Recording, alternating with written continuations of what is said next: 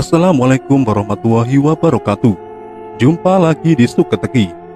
Kali ini saya akan bercerita tentang pesugihan, yaitu ritual sesat topeng pesugihan Gunung Kawi. Topeng keramat itu diperoleh secara gaib di sebuah gua di lereng Gunung Kawi. Kekuatannya dapat mendatangkan harta dari alam siluman. Endah Resmiati mewarisi sebuah topeng yang sangat keramat. Topeng itu terbuat dari kain tebal dan berbolong pada bagian mata dan mulut, mirip kupluk yang biasa dipakai oleh para pendaki gunung. Benda itu ia warisi secara turun-temurun, jejak dari kakek buyutnya, sehingga memiliki nilai yang sangat berharga.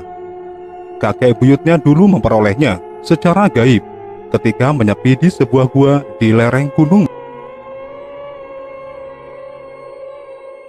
Dikatakan kekuatan gaib yang dimiliki oleh topeng kain itu adalah bahwa barang siapa yang memakainya, maka ia akan bisa melihat alam gaib. Si pemakai pun bisa mengajak jin atau makhluk halus lainnya untuk bersetubuh. Setelah persetubuhan itu, maka makhluk halus itu akan patuh melaksanakan perintahnya untuk mengambil harta siluman dari alam gaib.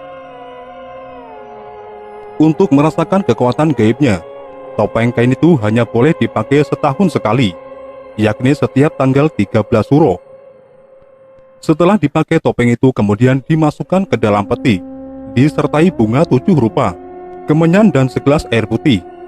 Air putih itulah yang setahun kemudian akan digunakan untuk membasuh muka dan tangan sebelum memakai topeng tersebut. Celakanya ada persyaratan sesajen yang kurang, dan topeng kain itu sampai hilang, maka musibah besar akan menimpa keluarga yang menyimpan benda keramat ini. Bisa berupa kematian beruntun, atau harta kekayaannya akan ludes karena suatu sebab yang tak terduga. Ketika Eyang Suwondo, kakek dari Endah Resmiati, meninggal, cupluk keramat itu secara diam-diam diwariskan kepada Raisman, yang merupakan anak tertuanya. Demikian juga ketika Raisman akan meninggal, secara diam-diam ia mewariskan topeng kain itu kepada Endah Resmiati, putri sulungnya yang telah menjadi istri Bima Heriawan dan mempunyai 2 orang anak. Suamimu harus tahu kalau kamu menyimpan topeng kain keramat ini. Ketika kamu akan memakainya, lalu memanggil jin yang kamu panggil itu untuk bersetubuh, maka ia akan masuk ke dalam tubuh suamimu dan menggunakan raganya untuk menyetubuhimu. Mengapa? Karena sebelum memakai topeng keramat ini, suamimu harus lebih dahulu membasuh muka dan kedua telapak tangannya dengan air putih. Demikianlah pesan Raisman ketika mewariskan topeng keramat itu kepada Endah. Hampir selama 15 tahun, Endah dan suaminya menyimpan benda keramat itu.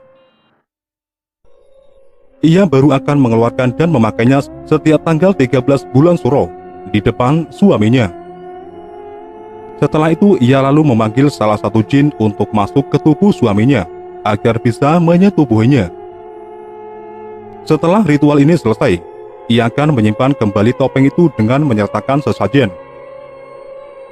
Selama hampir 15 tahun itu pula, ritual pemujaan tersebut berlangsung dengan baik. Namun, manusia adalah makhluk yang tak sempurna. Ia hanya merencanakan dan takdir yang menentukan. Di malam 13 Suro tahun ini, tiba-tiba topeng keramat yang akan dipakainya di malam itu hilang dari peti penyimpanannya. Tanpa ia ketahui, benda itu tercampak begitu saja di teras rumahnya dan dibawa lari oleh seekor anjing liar.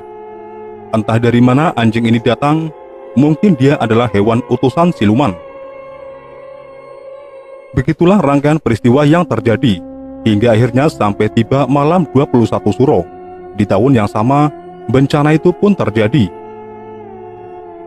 Rumah mewah milik Endah Resmiati terbakar, sekaligus menewaskan seluruh penghuninya, yakni sepasang suami istri dan 2 orang anaknya. Demikianlah sekilas kisah tentang pesugihan topeng keramat Gunung Kawi. Misteripedia mendapatkan kisah ini dari adik tokoh yang kami samarkan sebagai Endah Resmiati. Semoga kisah ini memberi hikmah bagi kita semua.